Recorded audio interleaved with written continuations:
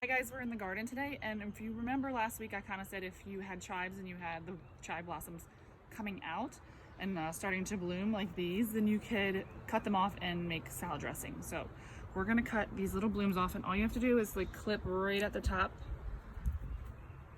and you want to get the ones that are like as most open as possible, which I don't have a ton right now, but you can get a decent amount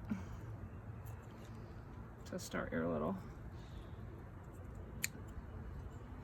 blossom vinegar going, so you have this really amazing salad dressing. So it just requires a little bit of time and patience on waiting for it to ferment, and then we're going to take you in the kitchen and show you how to do the rest. Okay, so we just came in from the garden and we have our chive blossoms, which you don't need a lot to get it,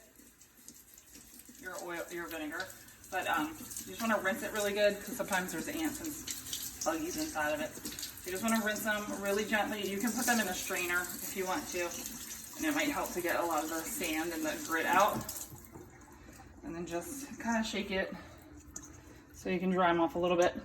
And then you just need a clean jar, and you're going to stick the blossoms in the jar. And then all you need is some white vinegar, and you're going to fill the jar up pretty high up, and it makes little pretty dancing flowers.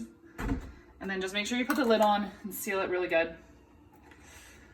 Make sure your hands are dry when you do it so it doesn't slip. And then you're just gonna stick this on your counter in a cool, dark space for like a week to 2 weeks. It's gonna change color. So then you're gonna have purple chive blossom vinegar.